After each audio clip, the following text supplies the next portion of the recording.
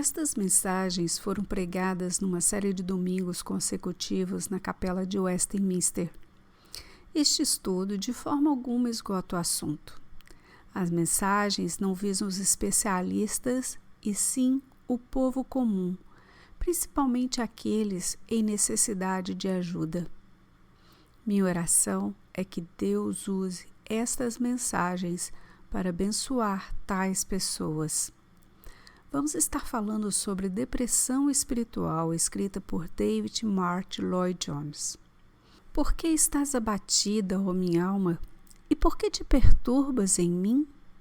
Espere em Deus, pois ainda o louvarei na salvação da sua presença. Salmo 42, versículo 5. Por que estás abatida, ó minha alma? E por que te perturbas dentro de mim? Espere em Deus, pois ainda o louvarei. Ele é a salvação da minha face e o meu Deus. Salmo 42, versículo 11. A descrição mais simples do livro de Salmos é que ele era um livro inspirado de oração e louvor de Israel. Contém a revelação da verdade, não de forma abstrata, mas em termos de experiência humana. A verdade revelada está imbuída nas emoções, anseios e sofrimentos do povo de Deus pelas circunstâncias que tiveram de enfrentar. Devido a isso ser uma descrição muito fiel dos Salmos, ele sempre tem sido uma fonte de conforto e encorajamento para o povo de Deus através dos séculos, tanto para os filhos de Israel como para a igreja cristã. Aqui podemos observar almas nobres lutando com os seus problemas e consigo mesmas. Falam consigo mesmas e suas almas. Neste Salmo 42 que pretendemos considerar, o salmista está infeliz e perturbado, e por isso desabafa nestas dramáticas palavras: Por que estás abatida, ó minha alma? E por que te perturbas em mim? Espere em Deus, pois ainda o louvarei na salvação da sua presença. O salmista está compartilhando sua perturbação, a infelicidade de sua alma e as circunstâncias que estava atravessando quando escreveu estas palavras. Ele não nos conta o motivo da sua perturbação. Provavelmente, naquele período, ele foi impedido de se reunir aos outros em adoração na casa de Deus. Mas não só isso, ele estava claramente sendo atacado por seus inimigos. Havia pessoas que estavam fazendo todo o possível para deprimi-lo, e ele relata isso. Contudo, estamos interessados aqui particularmente na maneira que ele enfrenta a situação pela qual trata consigo mesmo. Nosso assunto, em outras palavras, é o que poderíamos descrever como depressão espiritual, as suas causas e a maneira como deve ser tratada. É interessante notar a frequência com que este assunto é tratado nas Escrituras. Isso nos leva à conclusão que é um problema muito comum e que parece ter afligido o povo de Deus desde o princípio, pois tanto o Velho como o Novo Testamento o descreve e o tratam demoradamente. Isso seria por si só razão suficiente para trazê-lo à sua atenção, mas eu também o faço porque parece ser um problema que está afligindo o povo de Deus de forma particular nos dias atuais. Existem muitas razões para isso. Uma das maiores, sem dúvida, são os eventos terríveis que enfrentamos nessa geração, as duas grandes guerras e os distúrbios que resultaram delas. Certamente não é a única razão, mas não tenho dúvida que ela é parcialmente responsável. Entretanto, qualquer que seja a razão, o fato é que existem muitos cristãos que dão a impressão de serem felizes. Estão abatidos, suas almas estão perturbadas dentro deles, e esta é a razão por que resolvi trazer este assunto à sua atenção. Para fazer uma análise a fundo deste tema, precisamos prosseguir ao longo de duas linhas de pensamento. Primeiro, precisamos ver o que a Bíblia ensina sobre o assunto. E então vamos examinar alguns exemplos, ilustrações notáveis deste problema na Bíblia e observar como as pessoas envolvidas agiram e como Deus tratou com elas. Esta é uma boa maneira de enfrentar qualquer problema na vida espiritual. É sempre bom começar com a Bíblia, onde encontramos ensinamentos claros sobre todo e qualquer problema, e depois examinar exemplos, ilustrações oferecidos pela mesma fonte. Ambos os métodos podem ajudar-nos muito, e eu gostaria de enfatizar a importância de seguir tanto um como o outro. Há pessoas que só se interessam pelos exemplos, as histórias, mas se não tivermos o cuidado de captar os princípios ilustrados pelas histórias, provavelmente acabaremos por agravar nossa condição. E ainda que possamos ganhar muito através dos exemplos e ilustrações, é imprescindível que o primeiro busquemos os princípios. Muitas pessoas hoje têm problema porque, em certo sentido, estão vivendo das experiências de outros ou cobiçando as experiências de outros. E é porque estão sempre olhando para as outras pessoas e suas histórias, em vez de primeiro captarem os princípios, que tantas vezes se desviam. Nosso conhecimento da Bíblia devia ter nos prevenido e protegido de tal perigo, pois invariavelmente faz ambas as coisas, como veremos em nossa discussão desse assunto. Existe este grande ensino doutrinário claro e simples, e além disso, Deus em sua graça tem acrescentado as ilustrações para que possamos ver estes grandes princípios colocados em prática.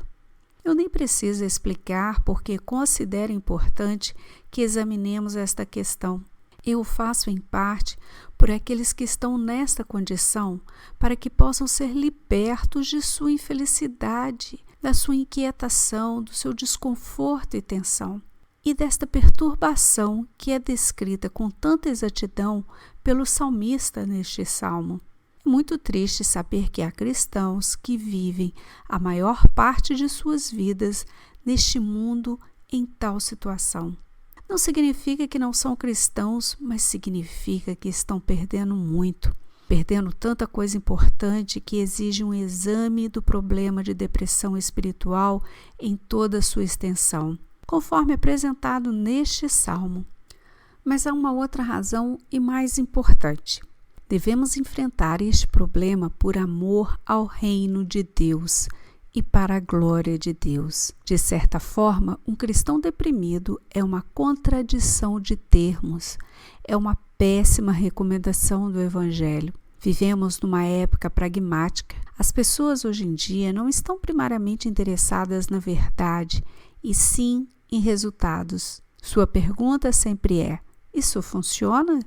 Estão freneticamente buscando alguma coisa que possa ajudá-las. Nós cremos que a obra de Deus, a ampliação do seu reino, é realizada por seu povo, e sabemos que no curso da história da igreja, Deus frequentemente realizou coisas notáveis através da vida de alguns cristãos muito simples e comuns. Por conseguinte, é muito importante que sejamos libertos de uma condição que dê às pessoas que nos observam a impressão de que ser cristão significa ser infeliz, triste, mórbido, e que um cristão é alguém que despreza os prazeres e vive dias laboriosos. Na verdade, há muitos que apresentam isso como razão para não serem cristãos e para desistirem de qualquer interesse que possam ter experimentado pela fé cristã. Dizem: vejam esses cristãos, olha a impressão que eles dão, e gostam de nos comparar com as pessoas do mundo. Gente que parece muito entusiasmada pelas coisas em que acredita, quaisquer que elas sejam. Essa gente grita, torce nos campos de futebol, comenta os filmes que viu, está cheia de vibração e quer que todos saibam disso. Em contraste, muitas vezes os cristãos parecem estar em perpétua depressão, com aparência de infelicidade, falta de liberdade e ausência de alegria. Não há dúvida que esta é a razão principal porque tantas pessoas deixaram de demonstrar interesse pelo cristianismo. Portanto, é necessário, não só por amor a nós mesmos, mas por amor ao reino de Deus e pela glória do Cristo em que confiamos representar a Ele, a sua causa, a sua mensagem e seu poder, de tal maneira que homens e mulheres, em vez de se oporem, sintam-se atraídos e persuadidos ao nos observarem, sejam quais forem nossas circunstâncias e nossa situação. Precisamos viver de forma que eles vejam e que eles sejam compelidos a dizer: oxalá eu pudesse ser assim. Oxalá eu pudesse viver neste mundo como esta pessoa vive. Mas é óbvio que se vivemos em depressão, jamais nossa vida terá este efeito sobre os outros. Por enquanto, eu quero abordar este assunto de forma geral. Quero examinar, considerar as causas gerais e também avaliar a maneira que devemos tratar do problema em nós mesmos. Se estamos sofrendo dele, depois destas considerações gerais, estaremos em condições de examinar o problema de maneira mais detalhada. Quero enfatizar a importância de se fazer isso. Se examinarmos as obras e os escritos de homens famosos na história da igreja que trataram deste problema específico, vamos descobrir que invariavelmente abordavam o assunto desta forma. Eu sei que não é bem assim que se faz hoje em dia. Estamos sempre com pressa e queremos tudo instantaneamente. Achamos que toda a verdade pode ser apresentada em poucos minutos. Mas o fato é que isso não é possível e a razão por que tantos hoje em dia estão vivendo em uma vida cristã superficial é que não estão dispostos a tomar tempo para se examinarem a si mesmos. Vou usar uma ilustração. Muitas vezes ouvimos falar de pessoas que têm dificuldades de seguir um tratamento prescrito por um médico. Elas vão ao médico, recebem as instruções, então vão para casa certas de que sabem exatamente o que fazer. Mas quando começam a observar o tratamento, descobrem que as instruções do médico não foram suficientemente detalhadas. Ele lhes dera instruções gerais sem se preocupar em detalhar essas instruções. Sentem-se então confusas, sem saber o que fazer e sem se lembrar exatamente como o tratamento deve ser observado. O mesmo se aplica ao ensino. A razão por que o professor sábio apresenta primeiro os princípios gerais, mas nunca se esquece de explicá-los depois em detalhe. Declarações gerais não são suficientes em si mesmas. É preciso que sejam depois expostas de maneira específica e detalhada. Por enquanto, todavia, vamos tratar do quadro geral. Antes de tudo, então, vamos examinar o problema. Seria impossível encontrar uma descrição melhor do que a que foi dada aqui pelo salmista. É um quadro extraordinariamente preciso de depressão espiritual. Leiam as palavras e quase poderão ver um homem perturbado e abatido. É quase possível ver isso em seu rosto. Em relação a isso, notem a diferença entre o versículo 11 e o versículo 5. Vejam o versículo 11. Por que estás abatida, ó minha alma, e por que te perturbas dentro de mim? Espere em Deus, pois ainda o louvarei. Ele é a salvação da minha face e o meu Deus. Já no 5º versículo ele diz: por que estás abatida, ó minha alma, e por que te perturbas dentro de mim? Espere em Deus, pois ainda o louvarei. Ele é o meu auxílio e Deus meu. Neste versículo, ele diz que é o auxílio da presença de Deus. Mas no versículo 11, ele fala da minha face. Em outras palavras, o homem que se sente abatido, desanimado e miserável, que está infeliz e deprimido, sempre revela isso em seu rosto. Ele parece preocupado, perturbado. Basta olhar para ele e se percebe essa condição. Sim, diz o salmista, mas quando realmente olho para Deus e me sinto melhor, minha face também melhora.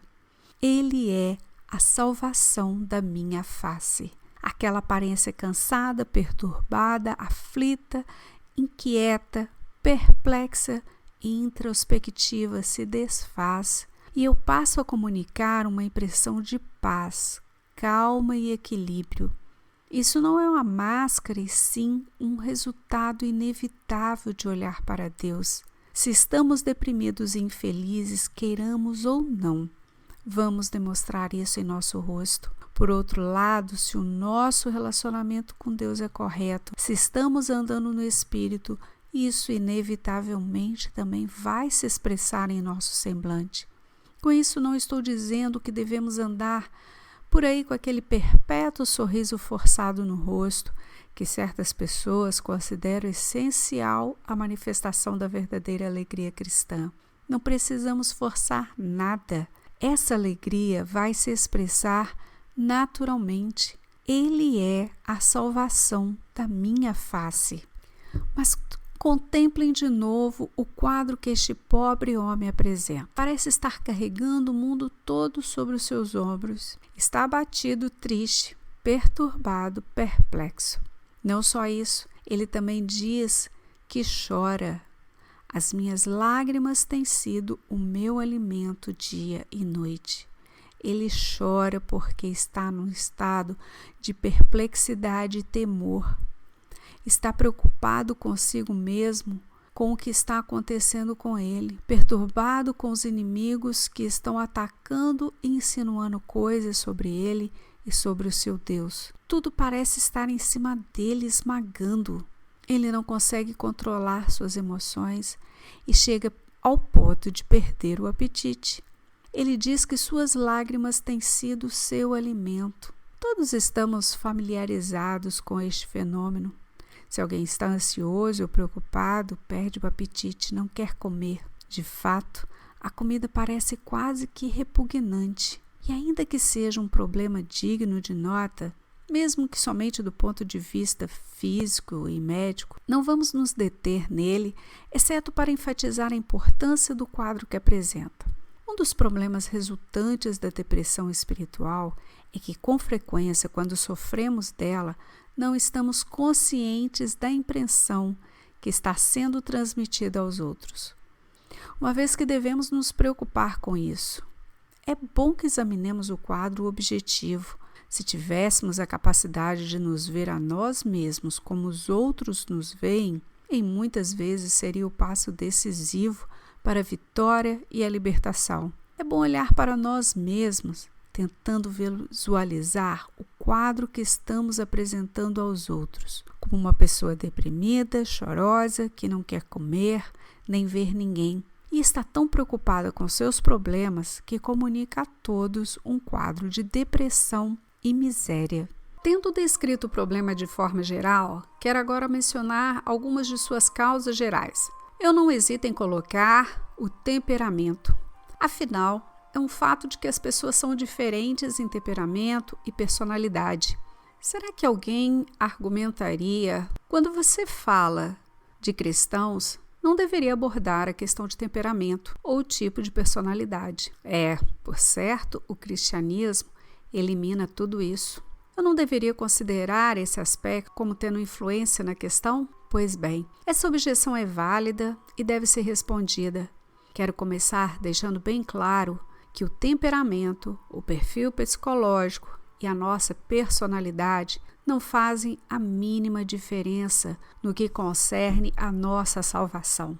Esta é, graças a Deus, a base da nossa posição como cristãos. Não importa qual é o nosso temperamento, somos todos salvos do mesmo modo, pelo mesmo ato de Deus, através de seu Filho, nosso Senhor e Salvador Jesus Cristo. Esta é nossa resposta para a psicologia e para as críticas ao cristianismo que muitas vezes resultam do estudo da psicologia. Quero deixar uma coisa bem clara. Não importa quais sejam seus antecedentes, não importa qual temperamento que lhe foi dado neste mundo, tudo isso não faz a mínima diferença no que se refere à salvação. não reconhecemos a existência de um complexo religioso. O fato de que a história da Igreja dá provas abundantes de que todo e qualquer tipo concebível de temperamento foi e ainda é encontrado hoje na Igreja do Deus vivo. Mas embora eu enfatize com todo o meu ser o fato de que o temperamento não faz a mínima diferença quanto à nossa salvação, quero igualmente enfatizar que ela faz uma enorme diferença na experiência concreta de nossa vida cristã. E quando estamos tratando de um problema como o da depressão espiritual, esta questão do temperamento deve ser um dos fatores a ser considerado. Em outras palavras, de acordo com a minha compreensão do ensino bíblico sobre esta questão, não há nada tão importante como a necessidade de nos conhecermos a nós mesmos. E isso tão cedo quanto possível, pois o fato é que, embora sejamos todos cristãos, unidos no mesmo corpo, todos somos diferentes e os problemas, dificuldades, as tribulações e perplexidades que enfrentamos são em grande medida determinadas pelas diferenças de temperamentos e tipos de personalidade. Todos participamos da mesma batalha, é claro, pois todos compartilhamos da mesma salvação comum e temos a mesma necessidade básica, mas as manifestações do problema variam de um caso para o outro, de uma pessoa para a outra. Não há nada mais fútil ao tratar deste problema do que agir com base na suposição de que todos os cristãos são idênticos em todos os aspectos. Não são, e Deus jamais planejou que fossem. Este ponto pode ser melhor ilustrado por um exemplo de uma outra esfera. Todos nós somos seres humanos, tendo basicamente a mesma constituição física. No entanto, sabemos muito bem que não há duas pessoas idênticas. Na verdade, somos todos diferentes em muitos aspectos. Ora, muitas vezes encontramos pessoas que defendem estilos de vida ou métodos de tratamento de doença que ignoram completamente este fato fundamental e, portanto, estão obviamente erradas. Elas receitariam a mesma dieta para todo mundo, prescrevem este regime universal, afirmando que vai curar todo mundo. Isso eu digo é impossível e basicamente errado. Muitas vezes tenho dito que a primeira lei fundamental da dietética se resume naquele ditado em inglês que traduzido diz mais ou menos o seguinte: João da Silva não podia comer gordura, sua mulher não podia comer carne. Está certo, é uma declaração engraçada num certo sentido, mas por outro lado é um princípio fundamental de nutrição. João da Silva tem uma constituição diferente da de sua mulher, e seguir a mesma dieta seria perfeita para ambos? Não, isto é um erro fundamental. Ambos são seres humanos, mas como seres humanos são diferentes em sua constituição física. Ou, para citar outro exemplo, vejamos a tendência de inserir que todas as crianças na escola façam o mesmo tipo de ginástica. Aí temos novamente o mesmo erro. Todos diferimos em altura, constituição física, e é algo irracional estabelecer uma regra inflexível para incluir todos os tipos. Alguns têm aptidão para essas coisas, outros não. E exigir que todas as crianças participem do mesmo tipo de atividade física é tão absurdo como submeter todas as pessoas à mesma dieta. Todos necessitamos de exercício, mas não do mesmo tipo ou na mesma quantidade. Menciono isso para ilustrar essa tendência de arregimentação. E o ponto que quero esclarecer é que não podemos estabelecer leis assim generalizadas e universais, como se homens fossem máquinas. É errado na esfera física, como eu acabo de demonstrar, e é mais errado na esfera espiritual. É bem óbvio que podemos dividir os seres humanos em dois grupos básicos, os introvertidos e os extrovertidos. Há um tipo de pessoa que está constantemente voltada para dentro de si e um outro tipo cuja atenção está, em geral, voltada para fora. E é muito importante compreender não só que pertencemos a um destes dois grupos, mas também que o problema de depressão espiritual tende a afetar mais um destes grupos do que a outro. Precisamos começar por conhecer e entender a nós mesmos. Há um tipo de pessoa que é especialmente vulnerável ao problema da depressão espiritual. Isso não significa que essas pessoas sejam piores do que as outras. Na verdade, eu poderia sustentar com uma boa base que as pessoas que se destacam de forma gloriosa na história da igreja eram muitas vezes do tipo que estamos considerando. Alguns dos maiores santos eram introvertidos. O extrovertido geralmente é uma pessoa mais superficial. Na esfera natural, existe o tipo de pessoa que está sempre fazendo autoanálise, avaliando tudo o que faz e se preocupando com os possíveis efeitos de suas ações. Sempre olhando para trás, sempre cheia de remorsos. Pode ser algo que foi feito uma vez para sempre, mas elas não conseguem esquecê-lo. Não podem desfazer o que foi feito, entretanto, passa o tempo todo se analisando, culpando e condenando. Vocês estão familiarizados com este tipo de pessoa. Ora, tudo isso é também transferido para a esfera espiritual, afetando sua vida espiritual. Em outras palavras, há um perigo de que tais pessoas se tornem mórbidas. Eu já disse que poderia mencionar nomes, certamente um deles foi o grande Harry Martin. Não se pode ler a vida deste grande homem de Deus sem se chegar à imediata conclusão de que ele tinha uma personalidade introspectiva. Era introvertido e sofria de uma tendência óbvia para a morbidez e a introspecção. Estes dois termos nos lembram que o problema fundamental destas pessoas é que elas muitas vezes não cuidam de estabelecer a linha divisória entre autoanálise e introspecção. Todos concordamos com a necessidade de nos examinarmos a nós mesmos, mas também concordamos que a introspecção e a morbidez são coisas nocivas. Qual, então, é a diferença entre autoanálise e introspecção? Eu diria que atravessamos a linha divisória entre autoanálise e introspecção quando não fazemos outra coisa senão nos examinar. Quando essa autoanálise se torna o fim dominante da nossa vida. Devemos nos examinar periodicamente, porém, se o fazemos constantemente, colocando, por assim dizer, a nossa alma num recipiente para dissecá-la, isso é introspecção. E se estamos falando com os outros a respeito de nós mesmos, de nossos problemas e dificuldades, e nos aproximamos deles com uma carranca dizendo: tenho tantos problemas. Provavelmente, isso significa que estamos sempre com nossa atenção toda concentrada em nós mesmos. Isso é introspecção e pode levar à condição conhecida como morbidez. Aqui, então, é o ponto aonde devemos começar. Será que nos conhecemos a nós mesmos? Sabemos quais são as áreas específicas de perigo para nós?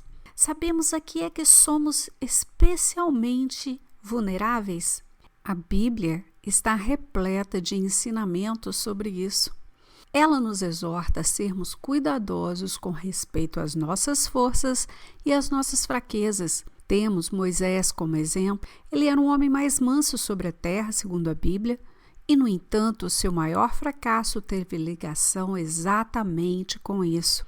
Ele afirmou sua própria vontade e ficou irado. Temos que vigiar tanto nossas forças como nossas fraquezas. A essência da sabedoria é compreender este fato fundamental sobre nós mesmos. Se eu, por natureza, sou um introvertido, tenho que exercer uma vigilância constante e advertir a mim mesmo sobre isso para que não caia inconscientemente no estado de morbidez. Da mesma forma, o extrovertido precisa conhecer-se a si mesmo, mantendo vigilância contra as tentações peculiares à sua natureza. Alguns de nós, por natureza e devido ao nosso temperamento, somos mais suscetíveis a esta doença chamada depressão espiritual do que outras pessoas. Pertencemos ao mesmo grupo que Jeremias, João Batista, Paulo, Lutero e muitos outros. Agora, passemos à segunda causa: condições físicas. Isso surpreende alguém? Há alguém que pense que a condição física do seu corpo não importa desde que é cristão? Bem, se pensa assim, não vai demorar para sofrer uma desilusão. A condição física tem muita influência nisso tudo. É difícil marcar uma linha divisória entre esta causa e a anterior, porque o temperamento parece ser controlado até certo ponto por condições físicas. E, na verdade, há pessoas que parecem fisicamente vulneráveis ao problema da depressão espiritual. Em outras palavras, existem certas debilidades físicas que tendem a causar depressão. Acho que Thomas Carlyle foi um bom exemplo disso. Ou tomemos aquele extraordinário pregador inglês do século passado que pregou em Londres por quase 40 anos, Charles Haddon Spurgeon, um dos maiores pregadores de todos os tempos. Este grande homem era sujeito à depressão espiritual e a explicação no caso dele, sem dúvida, era o fato de que ele sofria de gota, o problema que acabou causando a sua morte. Ele teve que enfrentar este problema de depressão espiritual muitas vezes e em sua forma mais intensa. Essa tendência à depressão profunda era uma consequência do problema de gota. Problema esse que Spurgeon herdou de seus ancestrais. Muitas pessoas que me procuram em busca de ajuda para o problema de depressão, em cujos casos se torna óbvio para mim que a causa de seu problema é principalmente física. Estão incluídos neste grupo de causas físicas cansaço, esgotamento, estresse, qualquer outro tipo de doença. Não se pode isolar o físico separando-o do espiritual, pois somos corpo, mente e espírito. Os melhores cristãos são mais propensos a ataques de depressão espiritual quando estão fisicamente fracos. E encontramos grandes ilustrações disso na Bíblia. Quero dar uma outra palavra de advertência nessa altura, é que não podemos esquecer a existência do diabo, nem permitir que ele nos engane considerando espiritual aquilo que é fundamentalmente físico. Mas, por outro lado, devemos ser cuidadosos nesta distinção entre os aspectos, porque se jogamos toda a culpa em nossa condição física, podemos nos tornar culpados no sentido espiritual. Entretanto, se reconhecemos que nosso físico pode ser parcialmente responsável por nosso problema espiritual e o levamos isso em consideração, será mais fácil tratar do espiritual. Outra causa frequente da depressão espiritual é o que poderíamos chamar de reação. Reação a uma grande bênção ou uma experiência extraordinária, fora do comum. Pretendo chamar sua atenção posteriormente ao caso de Elias. Assentado debaixo do zimbro, não tenho nenhuma dúvida de que o seu problema era que ele estava sofrendo de uma reação que acontecera no Monte Carmelo. Podemos ler em 1 Reis, capítulo 19. Abraão teve a mesma experiência em Gênesis 15. Por isso, quando alguém vem me contar a respeito de alguma experiência extraordinária que teve, eu me regozijo com a pessoa, dando graças a Deus, mas passo a observá-la atenta e apreensivamente depois disso. Caso haja uma reação, isso não precisa acontecer, mas pode se dar, e se não estivermos cientes dessa possibilidade. Se apenas compreendêssemos que quando Deus se agrada em nos dar uma bênção em comum, deveríamos redobrar nossa vigilância e então poderemos evitar essa reação. Passemos para a causa seguinte. Em certo sentido, e em última análise, esta é a única causa de depressão, o inimigo de nossas almas. Ele pode usar nosso temperamento e nossa condição física. Ele nos manipula de tal forma que acabamos permitindo que o nosso temperamento nos controle e governe nossas ações, ao invés de nós mantermos o controle sobre ele.